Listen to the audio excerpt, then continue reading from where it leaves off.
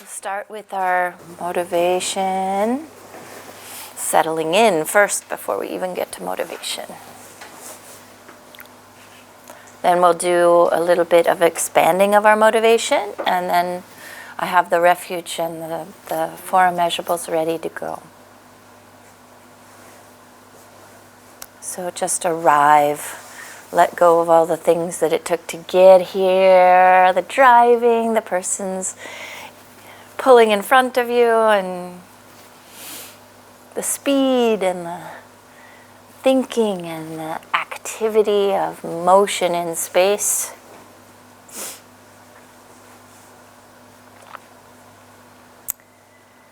And here we are, and we have this opportunity, so we'll take it by settling our mind just with 3 breaths, and just relaxed breaths, just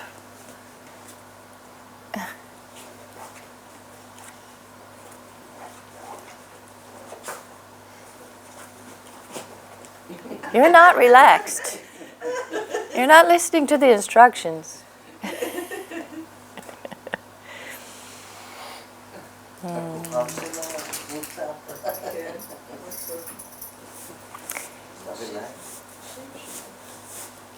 Okay, so then remind yourself why you chose to come again.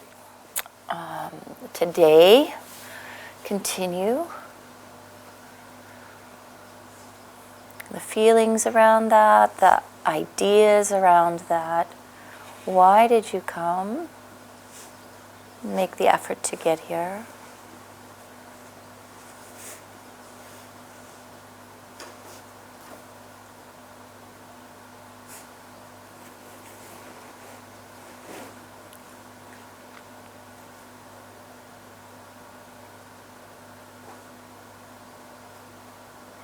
And then expanding that into include a wider perspective.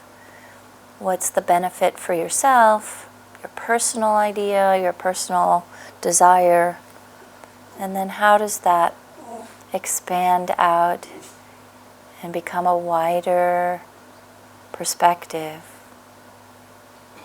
from your own benefit? Who else is going to benefit directly? And then who are they going to benefit or be able to benefit? Expanding that is a wide, wide circle, including all the depth as well. The depth of understanding, the depth of calmness that comes with the mind that is trained, the application of wisdom in life.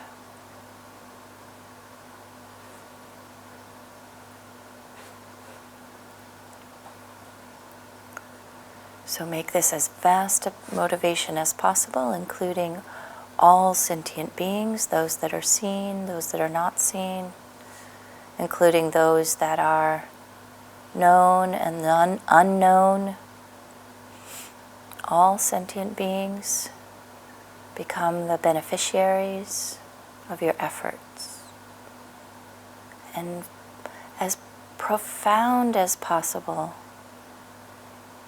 that may this action actually lead my mind all the way to its highest potential, completely, unmistakably engaged in reality.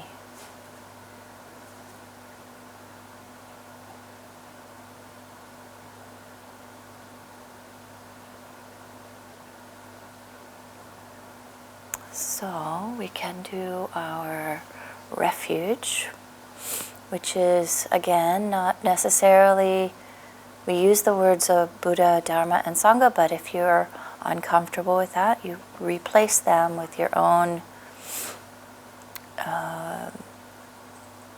triple gem, most precious, powerful, compassionate, understanding entity. The Buddha is awakened without any error, without any fear.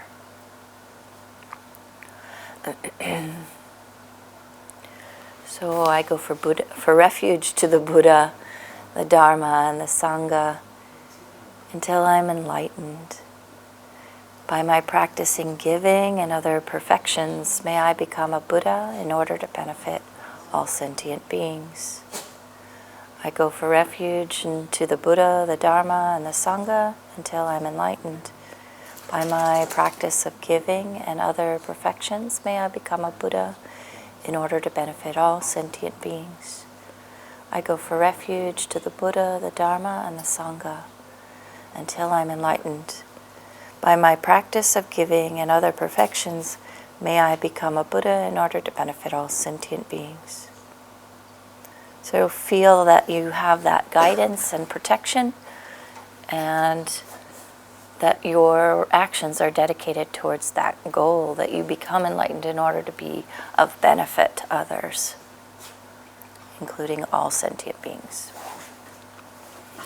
And the four immeasurables that we recite have to do with this immeasurable ability of the Buddha, who has the love wishing that others have happiness, compassion wishing others to be free of suffering, joy wishing others never again suffer, and the equanimity of all sentient beings.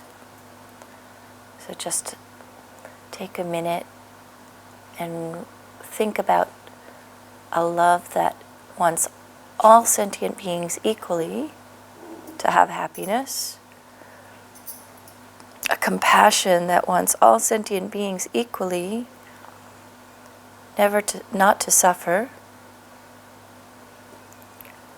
a joy that wants all sentient beings equally never to suffer again and only have happiness, and the equanimity that holds all sentient beings as equal in wanting happiness and not wanting suffering, but also wishes all sentient beings to be in the state of equanimity.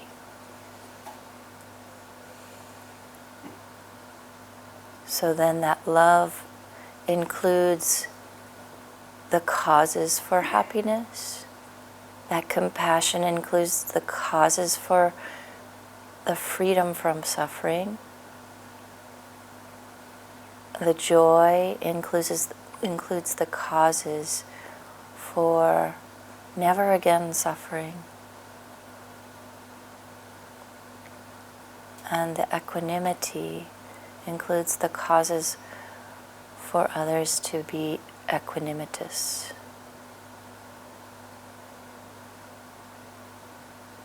Those causes originate in our own actions. So this is applied to ourselves and other beings.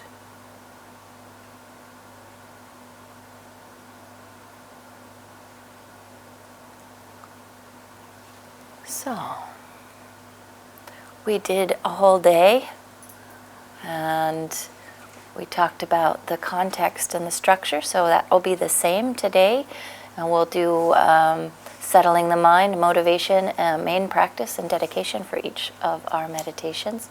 We talked about the nature of mindfulness and meditated on the object of touch while we were walking, the sensation, and that mindfulness was attention to that sensation without any distraction, that we choose a familiar object in order to have that strength.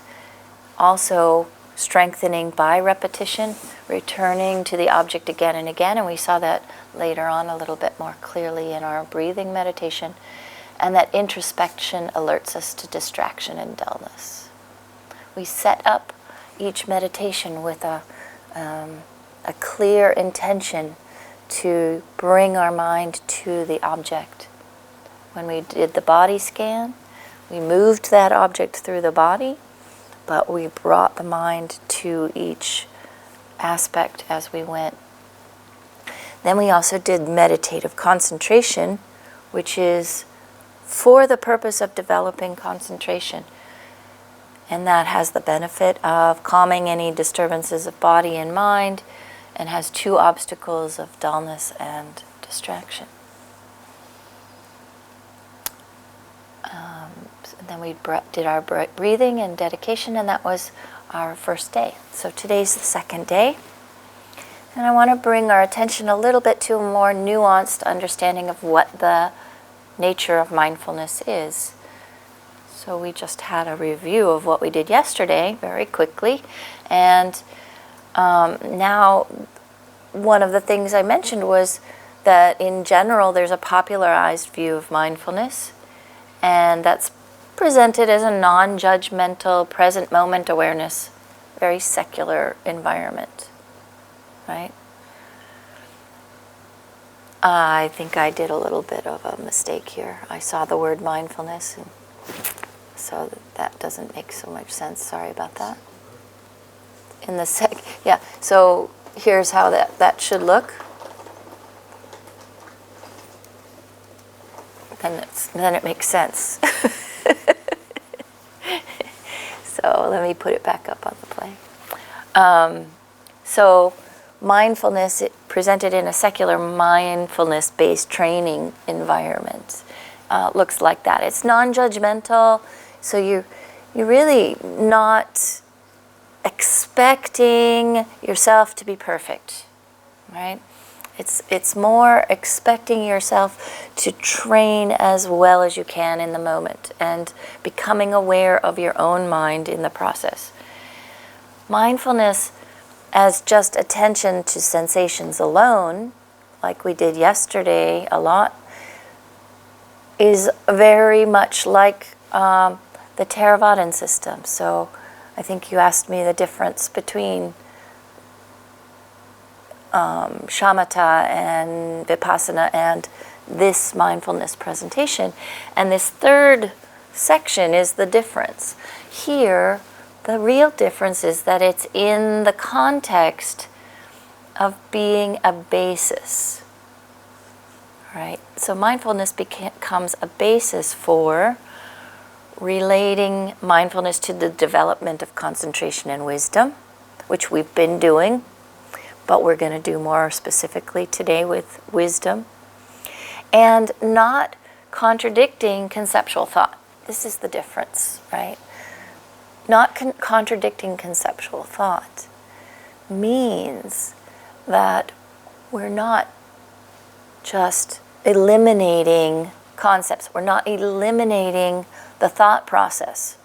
We're not saying, I want no thoughts in concentration. We're training the mind to be able to use conceptual thinking, concepts and conceptual thinking in the service of concentration and wisdom, particularly in the context of wisdom. Concentration is more single-minded, single-pointed mindfulness. But wisdom has a component of analyzing and then concentrating on the conclusion. So mindfulness, you need mindfulness for analysis. If your mind is wandering and forgetting its object, the analysis doesn't stick together, right? So there's an acknowledgement that conceptual thinking has its place. Does that make sense? It's like a preliminary stage to settle our mind to something, and then we can continue into a meditation of shamatha. Well, mindfulness is a part of shamatha. So that's the concentration aspect. So yes, you can train mindfulness alone as a preliminary, like you're saying. You can. But mindfulness also becomes an element in concentration. Mindfulness also becomes an element in analysis, conceptual thinking about a topic, an idea, an object. And mindfulness then also becomes an element in the conclusion to any analysis. Throughout the whole process then. The whole process. So we don't limit it to a preliminary. Okay? It's a tool that gets used for in a variety of contexts, right? But we can train ourselves to use that tool more and more effectively, and we can do that in preparation for these other things, or we can actually take it and use it within those other things and be training ourselves at the same time in mindfulness. Okay? So, if you have a question, please. Not yet. Okay. I'm not there with that, but I don't have a Can question. you give us an example? We will be doing examples. Yes, we will have examples. I'm just giving sort of the general, and then we'll really go into this one today. So say, if you can please say it in points, summarizing what you said just now. You are inviting us to look at mindfulness as a part of the analysis. It should be there. So what is the difference here? What comes here? What the Theravada means here? So, okay, so this first bullet point here is like the general popular idea of being non-judgmental. That plays into it, right? We that's part of it. So that's part of it, but it's not just a present moment awareness that we're going to use mindfulness with. Okay? The non-judgmental invitation here is that it's not using the old perceptions and thoughts, right? That's what it means. So in the popular idea, it's pretty much presented as just concentrate on the present moment without judging your Perspective. your reactions to what's happening. You know, like, okay, here's the object, the flower, and I'm not being judgmental about any aspect of it, whether it's good or bad. And that's The flower, it's not judgmental already. discerning and judgmental are different. To be able to discern that it's a flower, it's a slightly different aspect of the functioning of the mind than in this popular way. It's not so refined, right? It's just presented as being non-judgmental, and that has some discernment in it, but it goes a step further. Judgment means I'm evaluating the goodness, the badness, the extent of it. I'm evaluating. And evaluating is slightly different than distinguishing or discerning difference, right? So we're going from sort of the most loose definition of mindfulness in the popular way, then to the Theravadan definition, which is sensory-based. And so just like yesterday was very Theravadan-based, right? We were sensory-based. So we got an experience of applying that, but it's within this context is a little bit bigger. It's saying we're going to take that skill that we're using, sensory-based awareness, and we're going to have mindfulness be applicable not only to concentration, like we did yesterday with the breath, but also to analyzing and wisdom and daily application. So we'll go in and out of the popular, we'll go in and out of the Theravadan, because we're in this context that includes both of them, sort of. I mean, it's just that it's expanding it out to the analysis and the wisdom aspect. Does that make sense? because that's conceptual. So the distinction really becomes that conceptual one. So just to kind of go into the roots of the tradition, this is a quote from Lama Tsongkhapa, who wrote this very long how to get to enlightenment based on other thinkers that he was studying. And he quotes a Sangha, who is one of these other thinkers, who wrote the Compendium of Knowledge, who said, what is mindfulness? In regard to a familiar object, your mind is not forgetful and operates without distinction. Distraction, thank you. Without distraction, not distinction, but without distraction or dullness, right? So this is just a reminder of what we did, but it roots it in, how did we get here with Lama Tsongkhapa giving us this? It's in this tradition, okay, of Nalanda University, which was 1,000 years of processing knowledge. This quote that we just looked at. Better forget. Can you say another way? Okay, we'll get there. So this quote has three aspects that are important. It has an observed object that becomes a familiar object. Yesterday we took the body, which is already familiar to us, and used it as the basis of our meditation. So one of the key things is to make that a positive experience over and over again. So smiling at the end and enjoying and rejoicing and creating that positive relationship is actually important in the long run, right? That mindfulness has the manner of apprehending without forgetting. So I have a mind that reflects and knows. So my mind has this, my eye has the ability to distinguish or accept information about color and shape.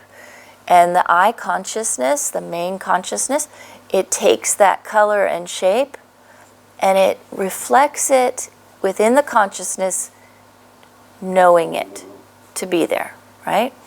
So that is apprehending. That's that word, apprehending, or experiencing, or being aware of. And then that is not forgotten. That is held. So apprehending has a component of holding and knowing. All right? So our mind... Also, no? Say again? Using. When you apprehend something, you understand it, you hold it, and you use it. It doesn't. Well, the mind is... this part of what we're talking about isn't using it. It's reflecting it. So the mind itself doesn't do anything except reflect and know. So yes, what is it doing? It's doing the knowing. It's doing the apprehending. But it's not doing anything else with it. It's not conceptualizing it beyond the apprehension of it. And that's where we're refining our training. How much do we add to that apprehension? How much do we add on to its activity? How much do we project into our understanding of something based on a concept? All right? This is before we're into the analysis and all of this. This is just apprehending, and we see it most clearly in our physical senses. When we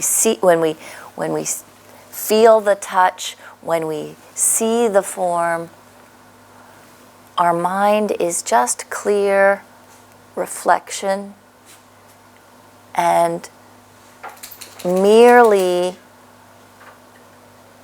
aware of that object. Okay? So what we're doing is we're using that, and we'll then transfer that into our mental process when we get into the analysis part. But in terms of the physical, sensory input, that helps us train our mind to see clearly how much we're just merely reflecting and knowing.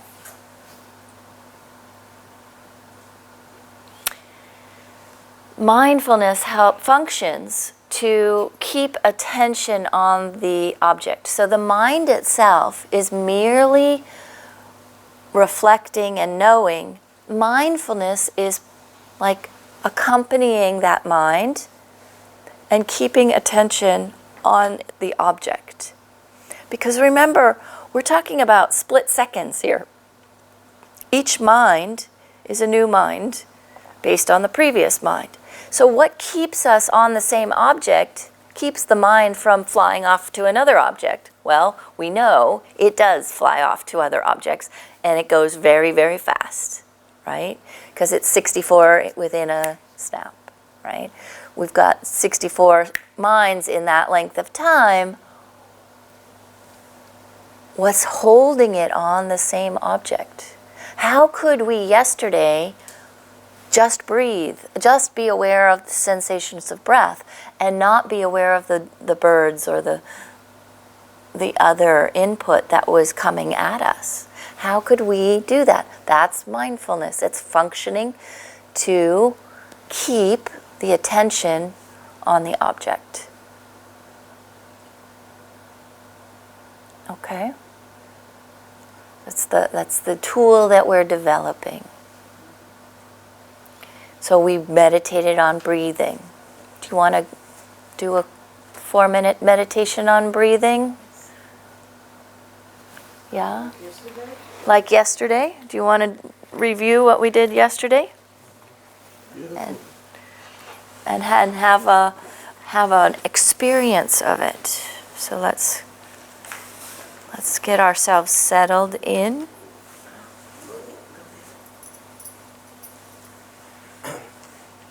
If again before, I'm not clear what you said in that sentence. Can you summarize it in a way for us again? The main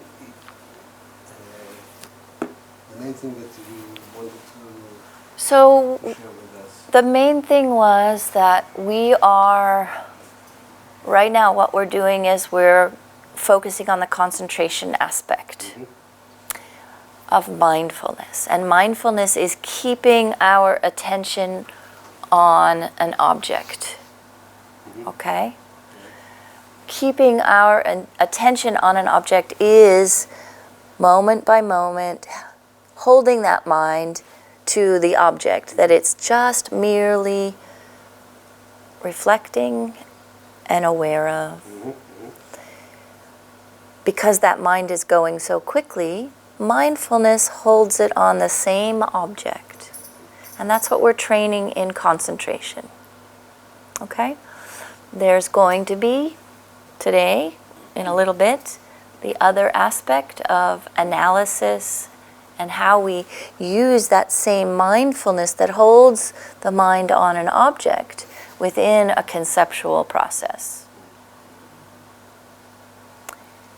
And the key word here is we're not forgetting anything. We're remembering the object.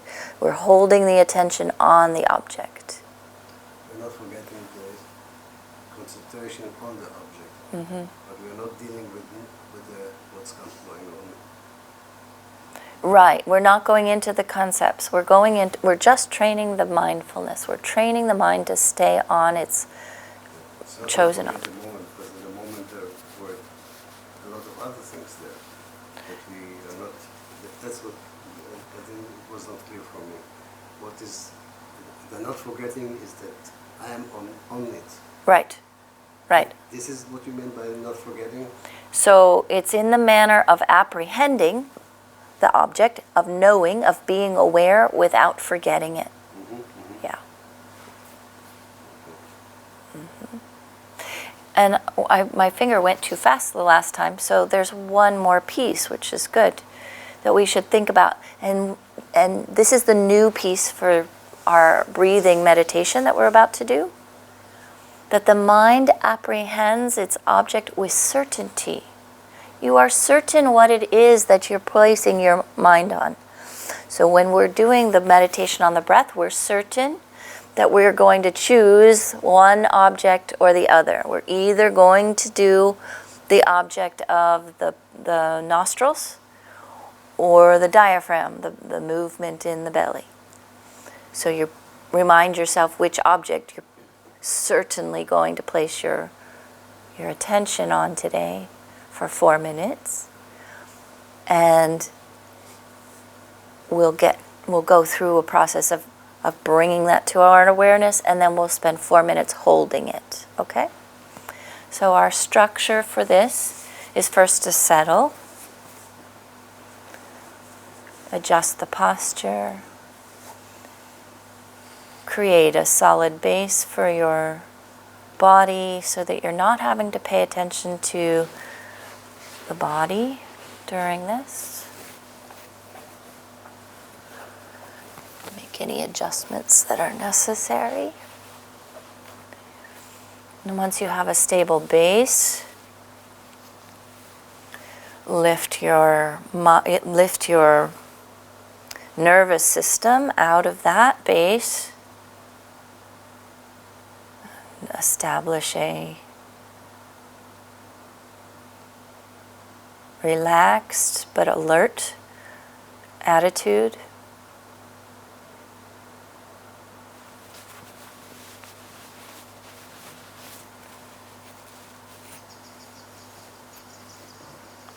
And set up a reminder with your hands, either with thumbs touching in the lap or on the knees with the finger and thumb circle, so that when you are doing this, you have a physical check for your attention being held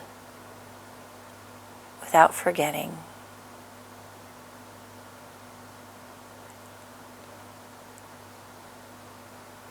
Settle your tongue behind the teeth, up by the roof of the mouth. Adjust the tilt of the chin. Just bring it in slightly tucked, but not stretching the back of the neck completely. Just lengthening the back of the spine. Reaching up into the sky with the crown of the head.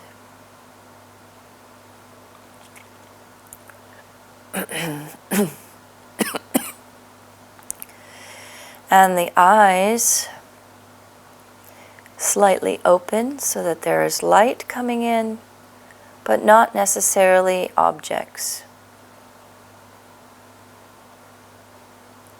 Just a tiny slit of light through the eyelashes.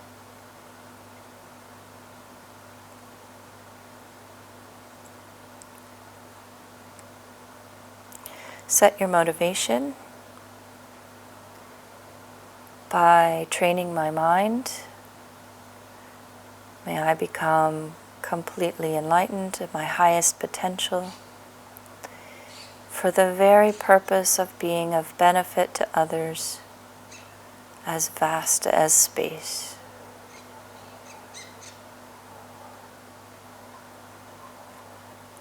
And so with the confidence that every action that you do, all the moments you put in are going towards your highest purpose, call to mind your particular object of concentration.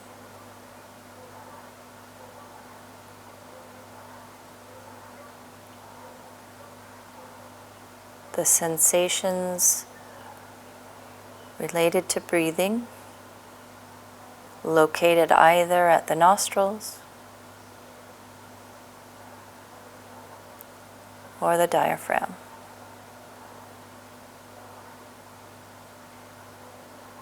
Make sure you're certain refresh your familiarity with the object.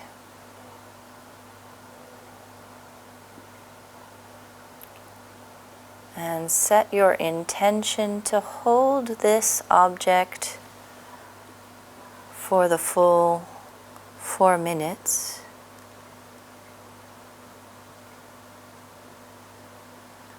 In a relaxed, totally experiencing every bit of it as much as you can.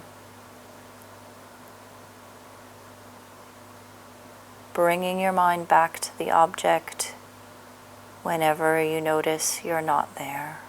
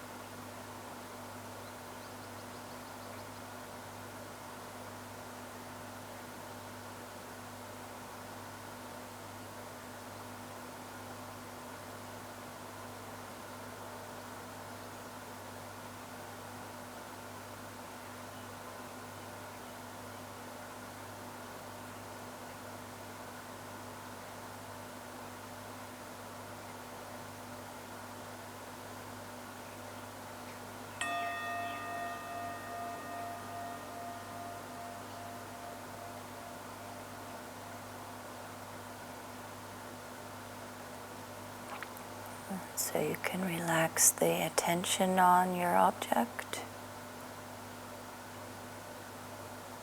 Slowly check your physical being in other aspects besides the nostrils or the diaphragm.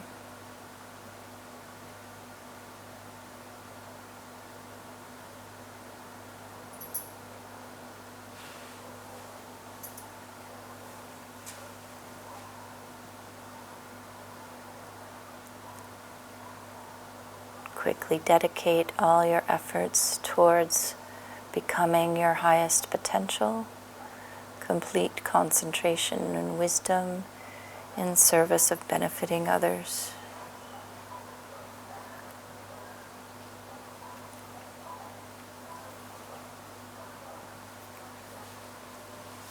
Okay.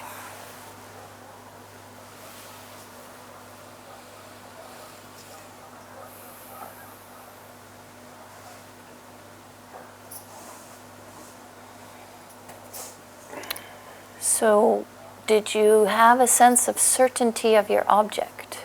Yes. And that helps keep the focus on that object, right? From personal experience, when I think I mentioned this yesterday, when I didn't set it up with certainty, sometimes I would be like, well, I'm watching my breath, but where am I watching my breath? The expansion of my ribs, or the movement of the diaphragm, or the nostril airs, and I would just be kind of like going, it's like a body scan just within that one system.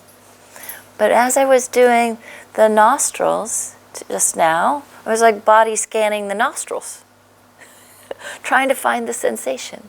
Well, is it here, or is it here, or is it here, or is it here, or is it? I was looking for it because sometimes I couldn't feel it. I was like somehow projecting a mental image. And that made me think about people who were meditating in Thailand for years and somebody said, well, at some point, you're just paying attention to the breath and nothing else. And I was like, wow, well, does that mean that they were in a mental projection of breathing for years? Like I started doing a whole story because I was I was looking for the breath. All in a split second. And I was like, oh, no, where's the breath? Where's the breath? Where's the experience? We do create a mental projection of our experience. And so part of this training of finding the sensation is to keep it in the moment and not create a mental movie of our breathing. Oh, I'm watching my breath. My breathing is coming in. My breathing is going out.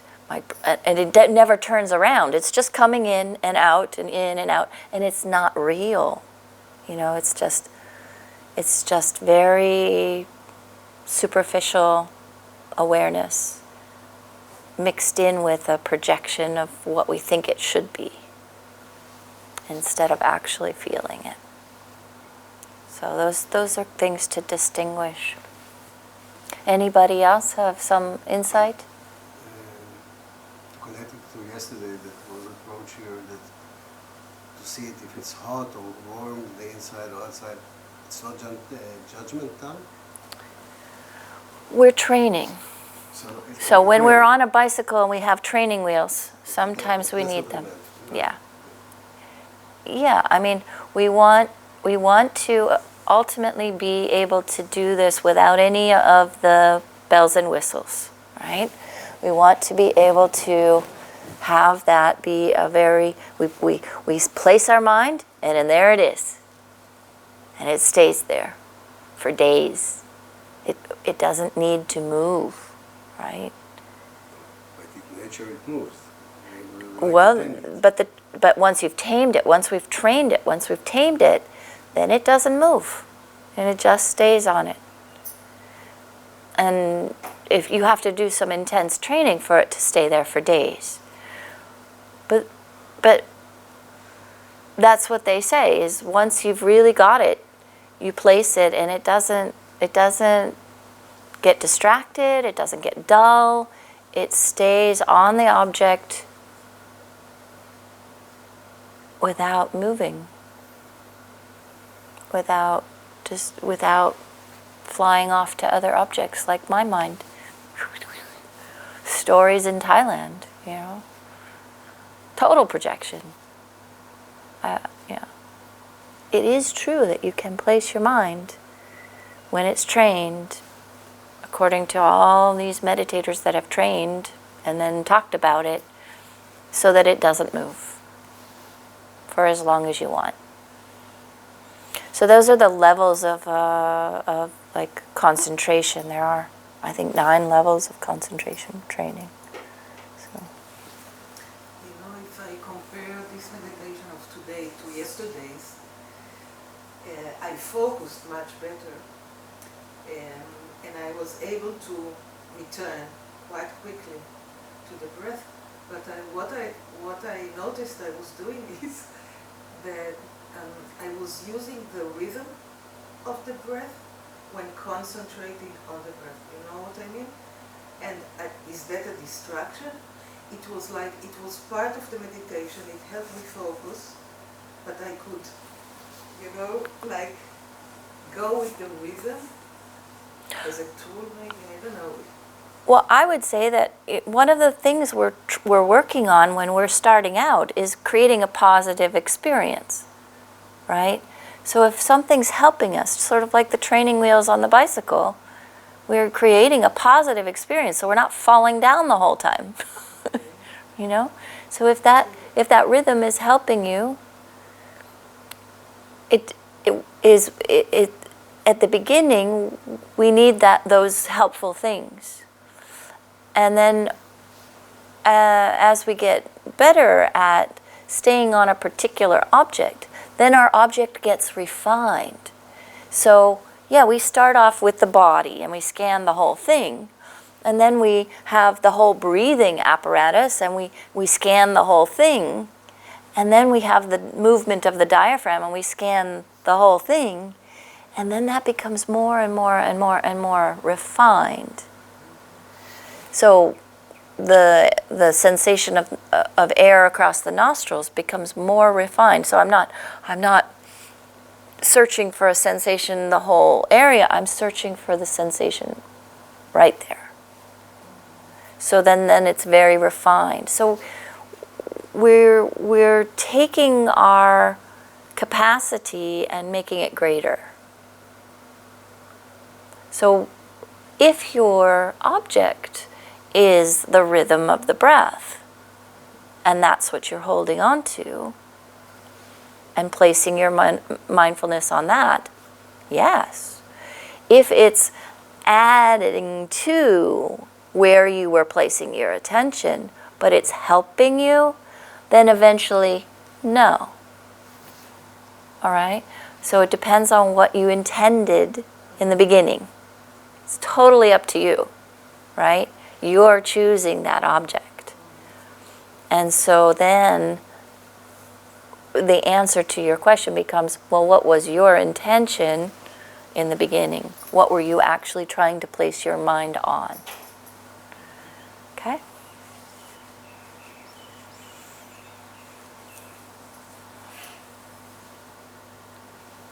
And we just did this. I'm pretty good. I predicted. So, any others? Any other questions from the night? But when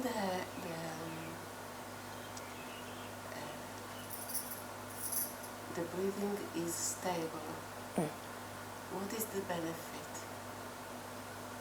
When our watching, when our awareness to the breath is stable, what is the benefit? So,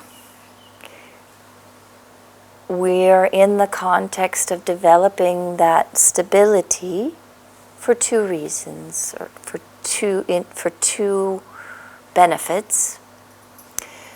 Earlier we saw that the benefits will come to the body and the mind, right? And that will stabilize the the mind from any kind of compulsory thinking, without any desire to think about things. You know how sometimes you're ruminating on something and you can't let it go, and it's just, you have to think about it, but you don't want to. It's like that song that gets stuck in your head, and then, 4 hours later it's still stuck in your head, and you're like, enough already? It was fun the first 20 minutes, and now I'd like you to go away, but it just keeps coming back. That kind of thinking, it's your choice, right? So it brings that calmness of where I'm going to put my attention is a choice that I make, and then my mind follows that choice. That brings a calmness to the body. And as you go through these different layers of concentration, levels of concentration, you get to stages where the body becomes what's called pliant, or there's pliancy of the physical body, and all the pains that you feel, like when you're sitting in cross-leg position, they all go away. So there's that kind of benefit. Then your mind becomes pliant, where it becomes totally serviceable. So now we have this concentration level that we develop, and we can apply that. What's the benefit of that? We can apply that to becoming a Buddha, right? We can apply that to the process of realizing the nature of reality, so that we're no longer engaged in the suffering aspect of reality. So the suffering aspect of reality is our karmic actions that then create situations that, because they're related to the motivation that we had that was mixed or impure, creates suffering. Our experience of suffering, and that cycle of suffering over and over and over and over and over and over again, can be broken if we realize the true nature of how things exist and move our attention from the things that cause it to the things that liberate us from the suffering. So we get to the state of arhatship, where we are no longer in control, under the control of karma and affliction, which cause us to have these suffering experiences, and we're on our way towards full enlightenment. What's the benefit of this? All the way to enlightenment. Okay? So we have benefit all the way along, though. We have the temporal benefit of this life becoming less of a suffering experience through the concentration levels, through understanding how things work, through not being subject to believing that our own projections are true, and so then we aren't caught into a story that doesn't exist, and then we have the suffering of it breaking apart somehow. Like marriages, right? We enter into a marriage, and then we think we're going to have this forever, and then something changes, and we don't even know what changed, and then it's gone. If we had that story and we believed it all along, when it's done and broken, we have a great deal of suffering. You can write it into your marriage vows until it's no longer good. I did that. I'm still best friends with my ex-husband. So you can undo the story and still have all these other experiences, and that's a benefit in this life, right? Oh, and then you can expand. All that concentration will then be applied to next life. You're going to have an easier time with it, and if you didn't finish getting to enlightenment this life, then you can keep going more directly, more easily, more quickly. So many benefits. Other questions? Thank you.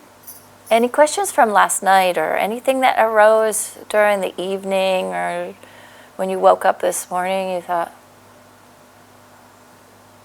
I should understand that more? I can share that after the body scan meditation, I felt very, very edgy.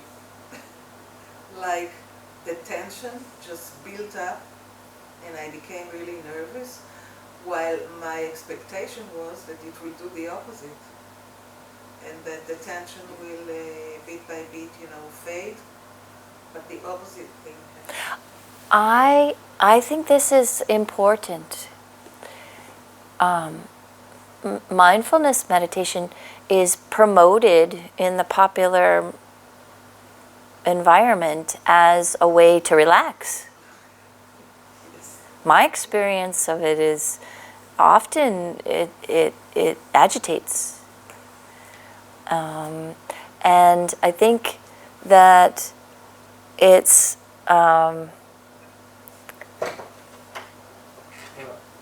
you know,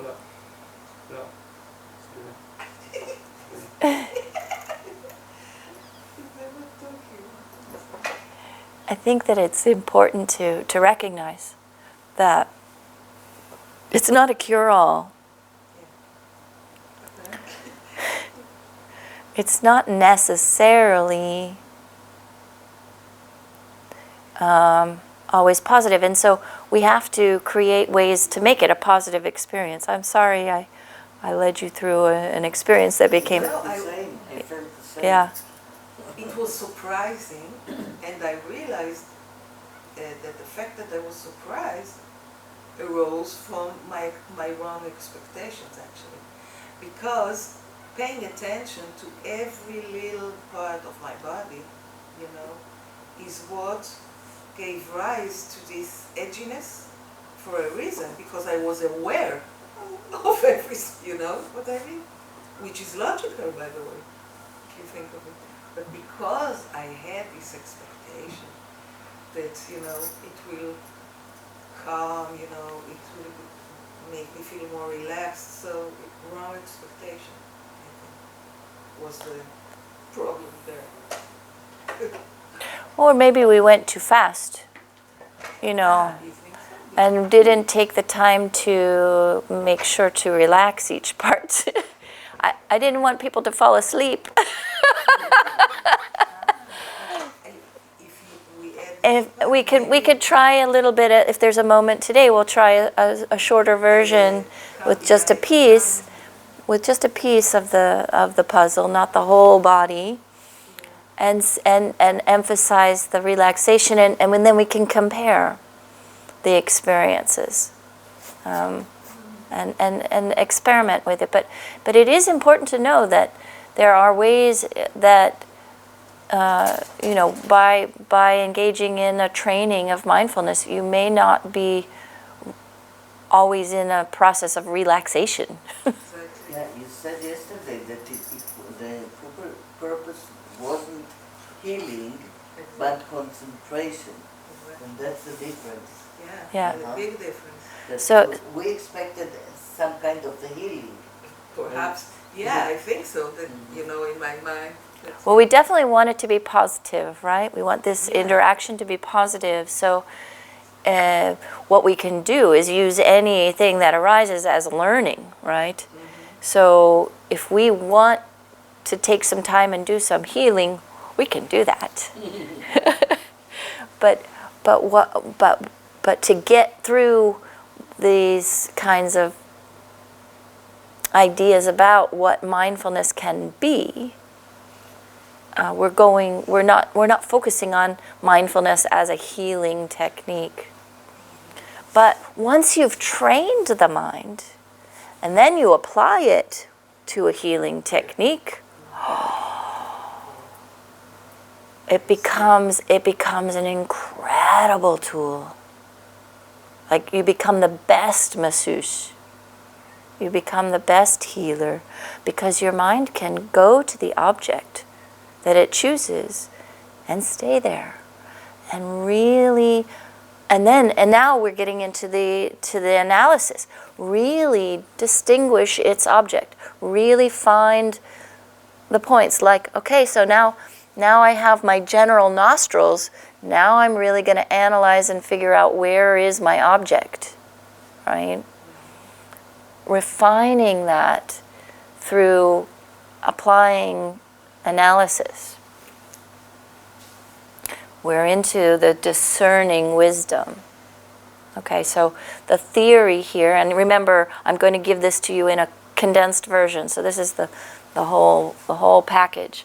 But applying mindfulness to support discerning wisdom by examining or in examining and discerning the object of mindfulness. So we use our wisdom, we use discernment, we use discrimination even to find the object, right? We ask the question in our mind, well, where is that experience happening? Is it at the tip of my nose? Is it at the base of my nose? Is it the inside of my nose? Is it the outside of my nose? Where in the nostril is the experience of the breath?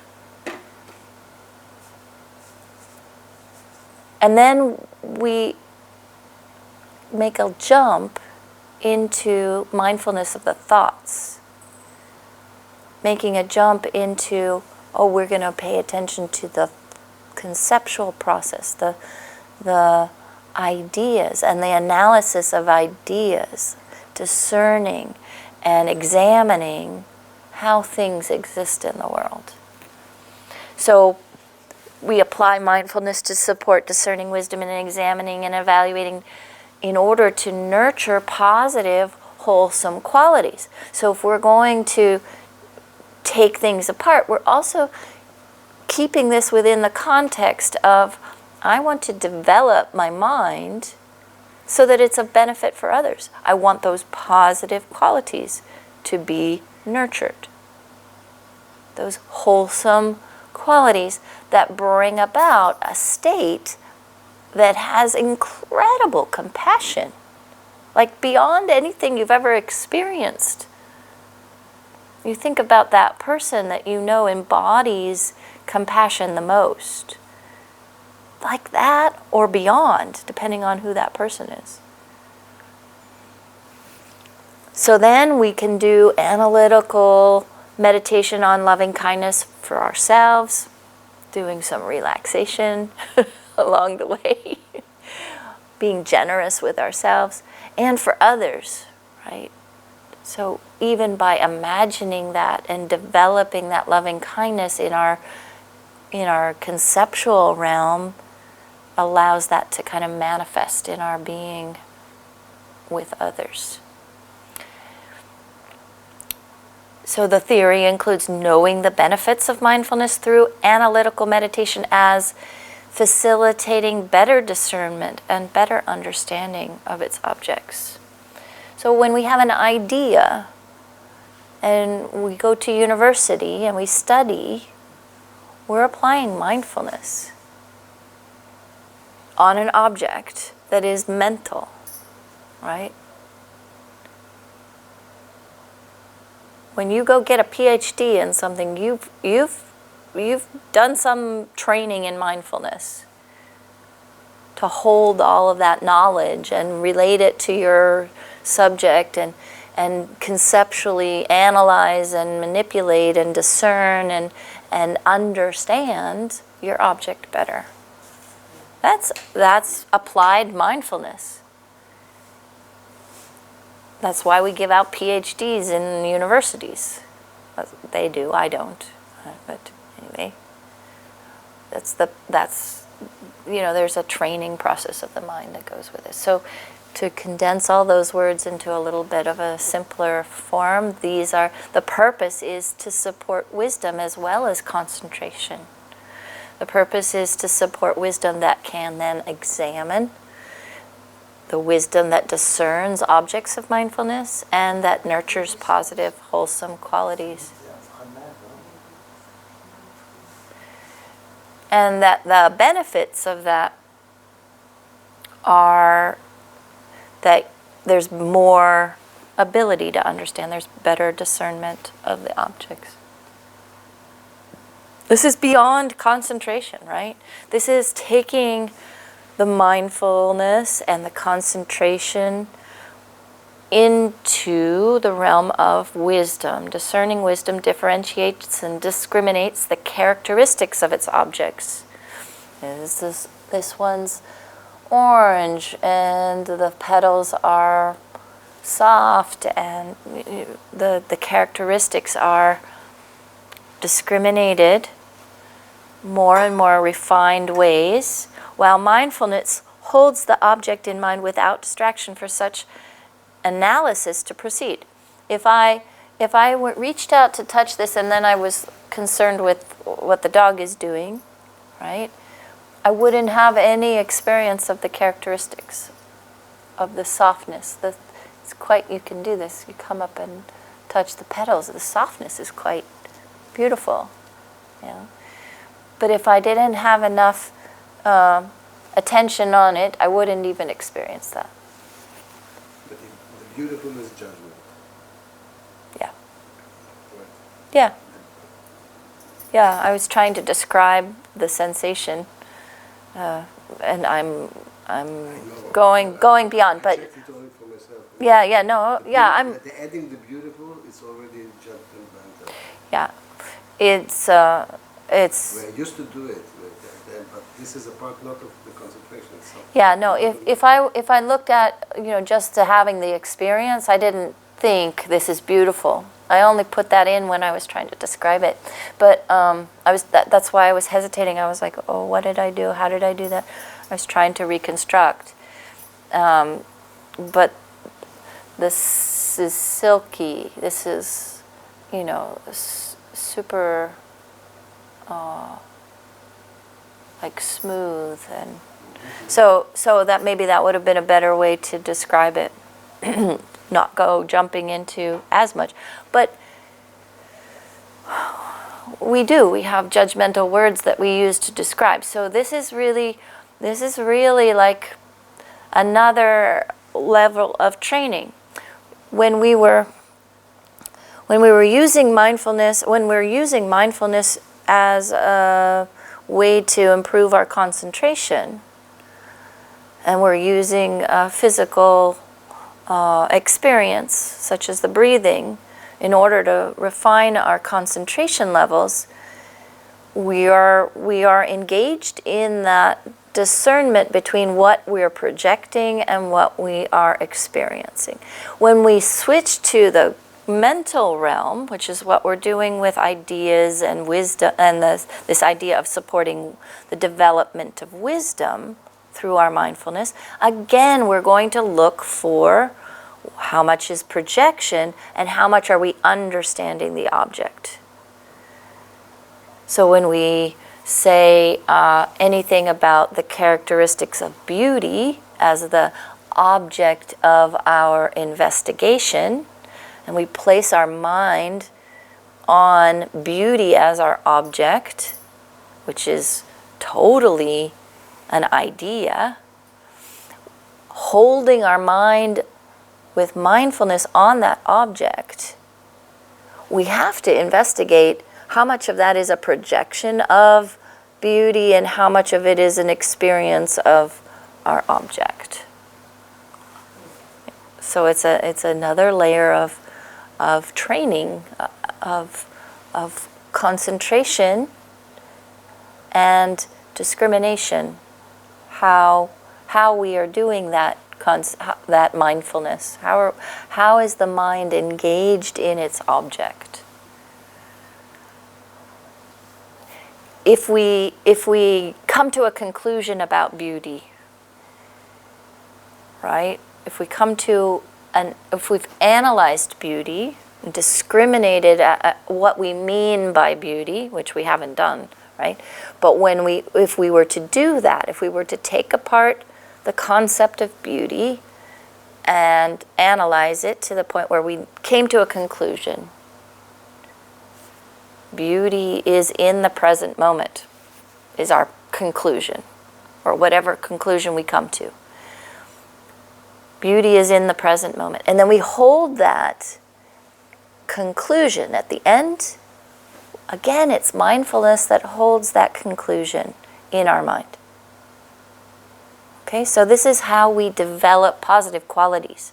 We come to the conclusion about what is the positive quality, and then we hold that mindfully as an object for our mental capacity, for our mind. And in doing that, it imprints over and over and over and over and over and over again on our mind until we are so familiar with beauty is in the present moment that that is where we're looking for beauty, where we are putting our energy, where we are putting our energy for positive qualities that are then going to be used in service of others. So mindfulness that then keeps the conclusion derived from such investigation and analysis in mind in order to familiarize with it, in order to make it integrated into the core of our heart.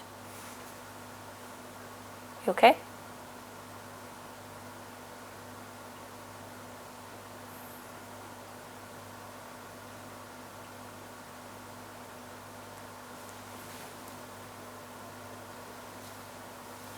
Mindfulness becomes a powerful tool, capable of opposing and overcoming any existing misconceptions. Okay, so what we're doing in this process of touching the flower and keeping our mind on the sensations of touch, or breathing and keeping our mind on the sensations of breathing, is distinguishing between judgment and discrimination, distinguishing between experience and projection. And by doing that with more and more refined objects, so we start with a coarse object, even though it's very smooth, of a petal of a flower, or the sensations of breath, or the sensations of the foot on the ground. We start with these coarser objects to train the process. And then we're moving on into ideas like what is beauty, to train the process. But what our ultimate goal is to come to understand the true nature of reality, which is a totally hidden phenomena that we can't see, hear, taste, touch. It's a conceptual mental phenomena. But we need an incredibly powerful tool to cut away any existing misconception about how things exist. This is the purpose in this context. And when we have that separated out so that nothing is added to what is in front of us, nothing's added and nothing's subtracted, it's just the way it is. When we have a direct experience of things in their most ultimate nature, then our mind is transformed by that experience. Our subjective mind becomes of a different quality than our ordinary mind. You mentioned, you used the word cut. Is it that's what's happening, or it's focusing allow me not to use it, or to be aware not to use this concept about the object?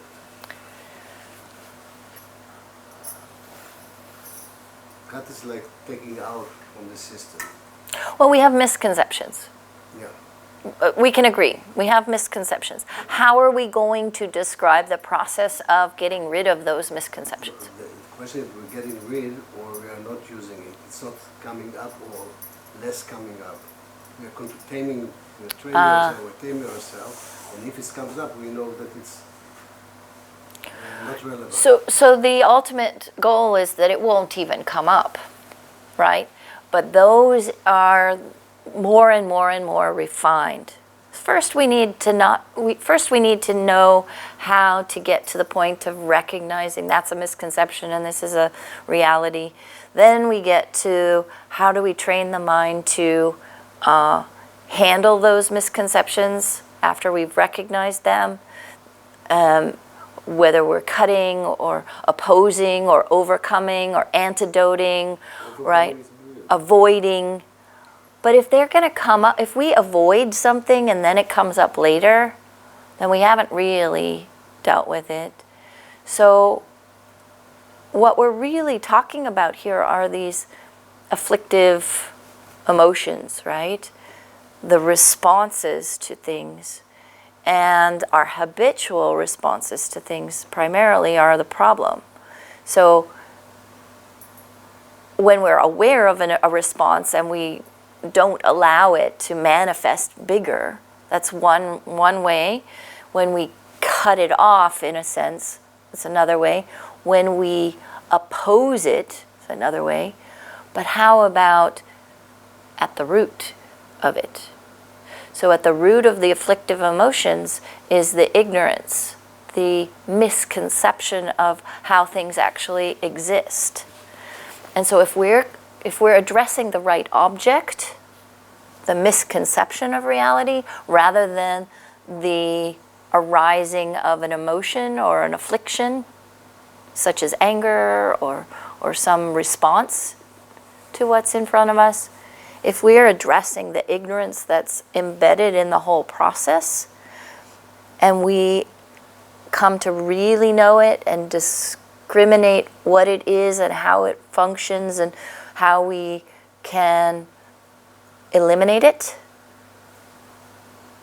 cutting or opposing or overcoming it, but eliminate it actually, that's where we'll be in the state of the joy of no longer suffering and only having happiness. That's liberation, when we've eliminated that.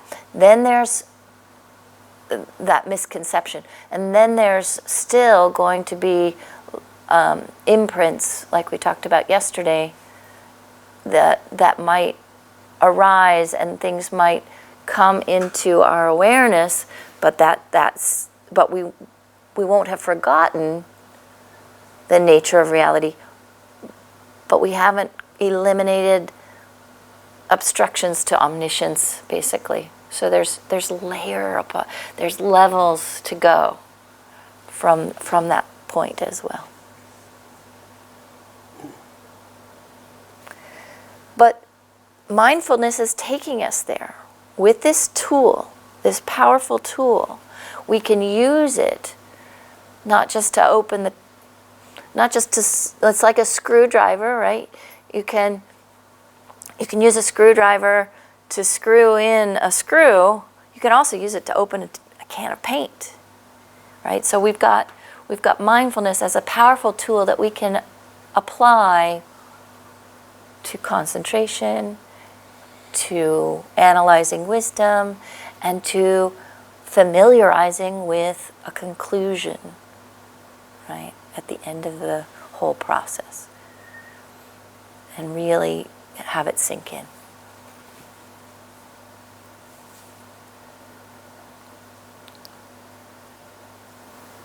So the point this is making is that we're not saying conceptual thought can't exist in mindfulness. We're saying we're using mindfulness to manipulate our mind in relation to conceptual thought in order to accomplish analysis and get to wisdom, right? So when discerning analysis is applied to an object held by mindfulness, this can involve thinking, reflection, and contemplation using various concepts, scriptural quotations, correct reasonings. Therefore, mindfulness does not exclude thinking or concepts. The process of being mindful can be applied to concepts, can be applied to sensations, physical sensations, or it can be applied to concepts. Ready? I don't even know how I'm doing this. Can we do a break and then? Yeah, what time is it? Oh, yeah, it's 5 to 12 actually. Oh, I went 10 minutes over. Did I go 10 minutes over? Don't I judge. don't know that. Don't judge yourself. I'm not. I'm just confused. Yeah, I went 10 minutes over. Okay. We were so concentrated, we didn't notice. And no bad. It wasn't bad. Nobody felt it, right? You were okay? And I'm sorry if I caused you any physical discomfort. But we have at least 15 minutes then. Yeah, exactly. 15 minutes break.